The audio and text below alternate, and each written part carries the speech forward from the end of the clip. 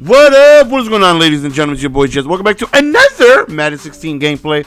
Today, we are at the battle. Oh, my mic fell. Hit me in the face a little bit. We are in the battle of the 92s, man. I'm positive my opponent was a 92 overall. Maybe you guys can help me decide in the comment section. If he wasn't a 92, he was definitely 91. And if you guys say he's a 91, mulligan in the title. I'm going to be trying to fire out as many gameplays. We're only in week 4 of this season, so we got to finish this season so we can get the Clinton Portis gameplay. I've played 2 games with him so far, and you guys got to see how ridiculous he did. It's freaking disgusting. I want to say he's the best running back in the game right now. He's disgusting. He's flat out disgusting. But he's got 94 Elway, Terrell Davis, Joe Horn, Finneran, same receivers as me, same tight end as me, same offensive line as me, Hutchinson, Dawson, Long, Free. Defensive line, Bruce Smith, Randall, Nada, Irving, Kendricks, Brooks, Ty Law, DRC, Rod Woodson. I would like to think that he's a 92 overall, right? But even though whatever is overall, it doesn't matter. I still got to perform. It doesn't matter if he's a 7 overall. His team is just as good as mine or better than mine. I still got to, play smart on offense, because we all know on defense, I'm going to do just as bad as I'm doing here. Doesn't matter. Score, and hope that I can somehow force a mistake. And he punched the ball on 4th and 10. I'm like, yes, that right there is a huge stop for me. I'm like, yes, thank you, Lord. He punted on 4th and 10. You don't see that too often. Right here, LT hits the sidelines and he can go. As this young man scampers on into the end zone for a 95-yard run. And I'm like, that is gorgeous. Beautiful. Give it to me, baby. Don't mind if I do. My boy coming through with a 95-yard run right there. Definitely puts us in good position to go on ahead and go up 2 possessions. We get ourselves a stop. Goes over the top and shaboinkin'. Beautifully thrown pass right there. And he decides to scamper on into the end zone with a little bit of celebration. I'm like, okay. You want to celebrate on us. Okay, I see how you is. So 7-7. We've only called 1 offensive play, so he doesn't even know what my offense looks like yet. Right here, going back to the run, but that gets shut down. 2nd and 15 right here. We're looking. We do a little bit of rerouting, and we almost throw an interception right there. 3rd and 15. We got up top, and we drop the pass. 4th and 15. YOLO, I'm going for it. I'm not punting like he is. And we go right there, and we almost don't. Does he get? And he doesn't get the first down. And I'm like, great. That stop that we got, we gave it right back to him right there. Almost had it, but we started yard shot. And people are going to be like, hey, GS, why didn't you just punt the ball, dude? Like, come on. He punted to you. Punt the ball to him. Hell no. There's only 4-minute quarters. My defense is butt cheeks. I feel more confident picking up 15 yards than I do stopping somebody. So, you got to take a chance. You got to go for it. Right here on 3rd and 5, right here, we could use a stop, hold him to a field goal if we're able to. He goes on ahead, throws it out of bounds. And he does indeed end up settling. I got hair in my mouth, man. What the hell? Cat sleep in my mouth when I wasn't looking. What the hell?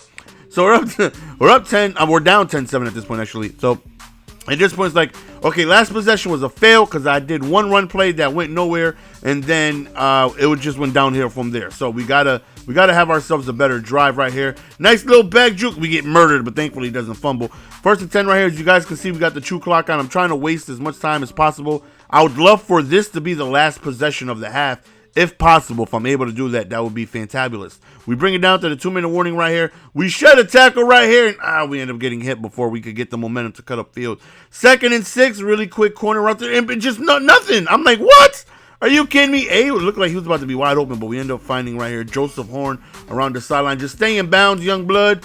And so we can go ahead and waste more clock, but unfortunately he doesn't. Right here, look at the blockage on the left side. We end up scoring a touchdown, but wait! There's more! He ends up on offense with plenty of time in all of his timeouts, and I'm not feeling confident at this point, I'll be honest. I'm like, great, I'm already planning my next offensive possession. I'm not thinking I'm going ahead and get myself a stop, not another one. I already got 1. I'm usually due for maybe 1 stop per game. I usually don't get another one. So, this will be a blessing if I get 2 stops. He throws it up top. There's like 9 guys there, had his hands on it, but he ends up dropping it. It was, I think it was holding on that play, but we end up declining that. 4th and 19. We start off in great field position, already midfield, and hopefully we can go on ahead and convert this drive into some points.